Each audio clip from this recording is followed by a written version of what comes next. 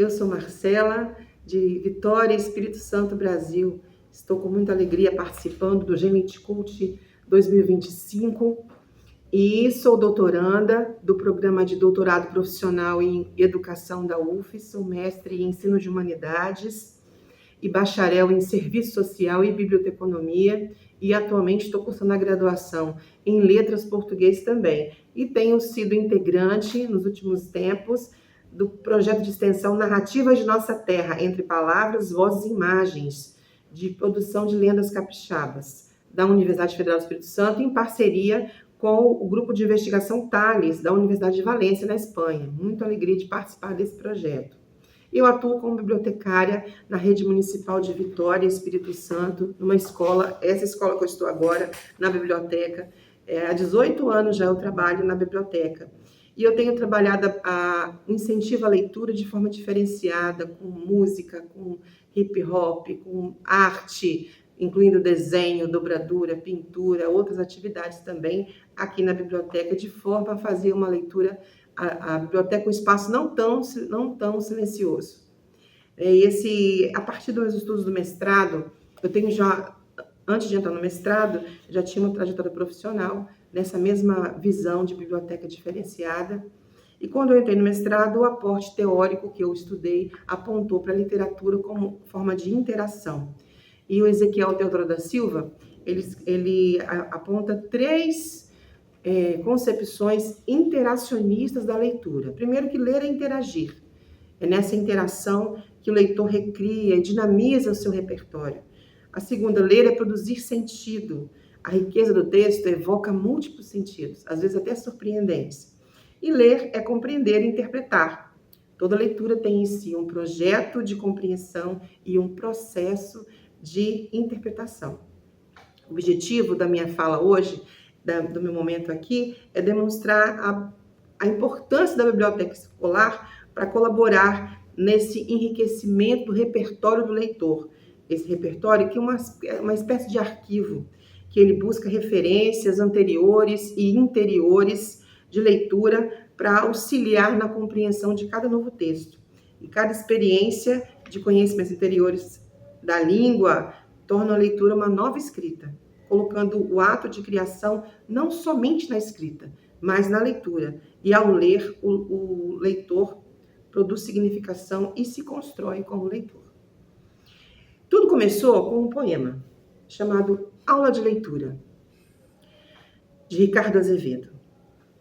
A leitura é muito mais do que decifrar palavras. Quem quiser parar para ver, pode até se surpreender. Vai ler nas folhas do chão, se é outono ou verão, e nas ondas soltas no mar, se é hora de navegar. E no jeito da pessoa, se trabalha ou se é à toa. Na cara do lutador, quando está sentindo dor. Vai ler na casa de alguém o gosto que o dono tem, e no pelo do cachorro, se é melhor gritar socorro. E na cinza da fumaça, o tamanho da desgraça. E no tom que sopra o vento, se corre o barco ou se vai lento. E também na cor da fruta, e no cheiro da comida, e no ronco do motor, e nos dentes do cavalo. Vai ler nas nuvens do céu, vai ler na palma da mão, vai ler até nas estrelas e no som do coração. Uma arte que dá medo é a de ler um olhar, pois os olhos têm segredos difíceis de decifrar. E esse poema, desde o momento que eu li, eu tenho tomado ele como meu referencial poético. Assim como temos nossos referenciais teóricos, pois esse é o meu referencial poético. Esse que me abriu a visão para a leitura. E eu tenho trabalhado com esse poema, esse e outros poemas também, através de interpretação de alunos, desenhando esses poemas. E eu sempre, quando trabalhei com os alunos ilustrando verso a verso esse poema, aula de leitura, eu sempre observei a vivência dos alunos estampada. Quando se fala o verso, no tom que sopra o vento, se corre o barco ou se vai lento. O aluno que tem familiar pescador, ele se identifica. Ele coloca a vivência dele, ele lembra do pai pescador, do tio pescador. Ou no verso, e no jeito da pessoa, se trabalha ou se à toa, a visão de quem trabalha e de quem não trabalha. Aqui no Brasil, a expressão à toa significa uma pessoa desocupada, uma pessoa que não faz nada. Então, ele evidencia o contexto, né, de exclusão e violência, né, de exclusão dos meios de trabalho, E assim vai, e assim eles vão sempre colocando a vivência dele, sempre colocando o que ele vive naquela expressão dele. Ele vai acessando o repertório prévio dele e para interpretar um novo texto. Trabalhei também, a partir desse, eu trabalhei outros textos dessa mesma forma. Esse aqui, por exemplo, é o Livro das Ideias. O Livro das Ideias é baseado no livro Nicolau Tinha uma Ideia, da autora Ruth Rocha. E nesse livro, Nicolau, ele começa a trocar ideias, entregar ideias para os outros e receber ideias de volta. E nessa troca de ideias, isso cresce tanto que transforma a vida daquela comunidade. E eu convido cada um, leio o livro e convido a cada um a dizer uma ideia. E os alunos vão expressando suas ideias. Nesse livro tem ideias mirabolantes.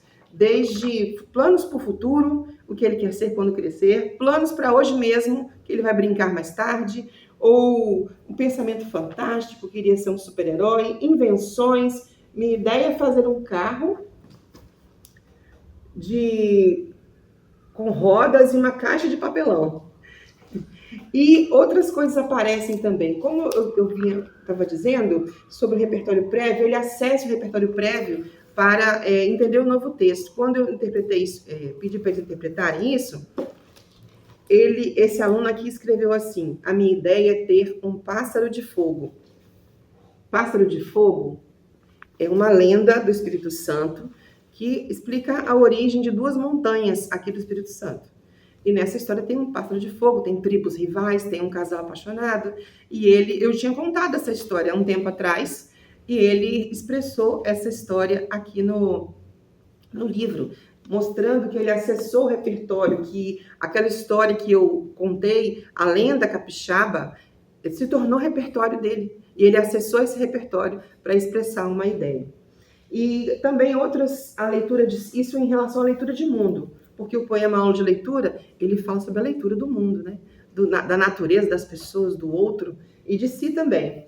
Em relação à leitura de si, eu trabalho o poema Diversidade, da autora Tatiana Belink. Esse poema fala que cada um é especial do jeito que é.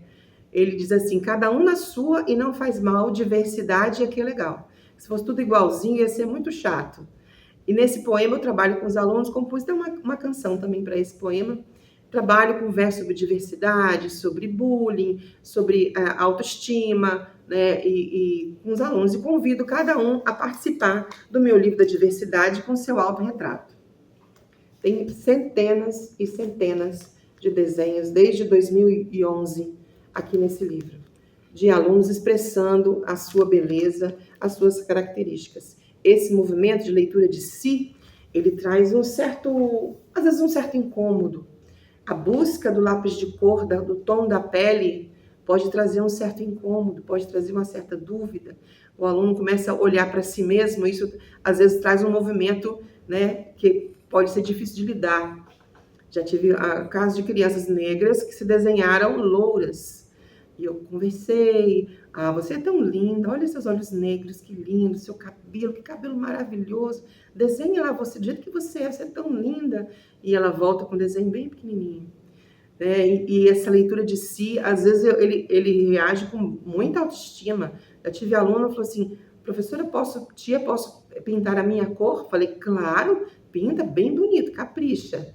E ele era um menino negro, ele não achou no lápis de cor a cor que ele achava que era a cor dele. E ele pegou um grafite e pintou o desenho dele de grafite. Me mostrou todo orgulhoso, né, desse movimento de olhar para si, de leitura de si. Tudo isso com base na leitura de mundo, na leitura de si, na leitura do outro. Em relação à leitura do outro, esse poema aqui chamado Lição do Dia de Ricardo Azevedo. Eu faço sempre esses livros grandes assim, com ilustrações dos alunos. E os alunos, esse poema, ele diz que você deve cuidar do mundo como quem cuida da sua própria vida. Então, cuida de pessoas, da paisagem, do outro, de um bicho, de um filho. Esse poema é muito interessante. E aqui a criança expressa os cuidados com o outro, como que cuida de um jardim, como que cuida de uma paisagem, de um bicho, de um filho, de um sonho, de um amigo, de um amor. Eu tive uma experiência interessante em relação a esse poema, que eu contei em falar de cuidar de um filho, de um bicho, eu comentei como que meu filho cuidava da calopsita, de um passarinho que ele tinha. Né? Comentei sobre isso, que ele subia num banquinho e ficava no alto da gaiola, conversando sobre cuidado. E na hora de desenhar, o aluno desenhou exatamente a cena que eu descrevi. Cuidar de um bicho. Então, assim, tudo que a gente comenta com eles, as histórias que a gente conta, os livros que a gente indica, a ancestralidade, a cultura local que você expressa para o aluno, se torna repertório dele. E ele vai acessar esse repertório para entender novos textos, né? Isso é muito interessante, a leitura de si, a leitura do outro. Esse arquivo, nós vamos criando esse arquivo, que ele busca referências e as leituras anteriores para poder entender cada novo texto. Colocando no ato de criação, não somente na escrita, né, mas também na leitura. Então, a biblioteca e o bibliotecário, ele tem uma participação muito importante. Ou outros educadores que também dinamizam esse espaço, tem uma participação muito ativa nesse processo. Promover vivências de leitura, que privilegia a cultura, a ancestralidade, os saberes comunitários, lendas, músicas tradicionais, arte local, tudo isso para enriquecer o repertório de leituras do estudante, ampliando o universo dele e aperfeiçoando a leitura de mundo do outro, de si mesmo. Essas e outras ações de acolhimento, encontros, desencontros também, confrontos, incômodos, eles formam essas interações que estabelecem na biblioteca escolar. E desse modo, eu creio que o cabo bibliotecário, o professor, outros educadores que estão aqui nesse espaço, de permanecer em constante movimento, em benefício da leitura do outro, da leitura de si e da leitura de mundo. Muito obrigada.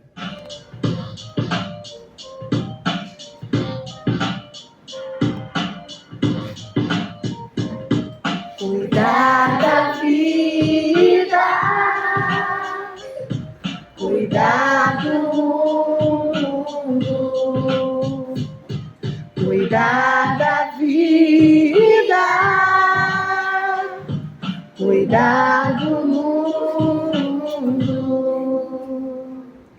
cuidar da vida como quem cuida de uma casa, de um jardim, de uma paisagem, de um bicho, de um filho, de um corpo, de um sonho, de um amigo, de um amor. Cuidar do mundo como quem cuida da própria vida. Cuidar da vida. Cuidar do mundo. Cuidar da vida. Cuidar do mundo.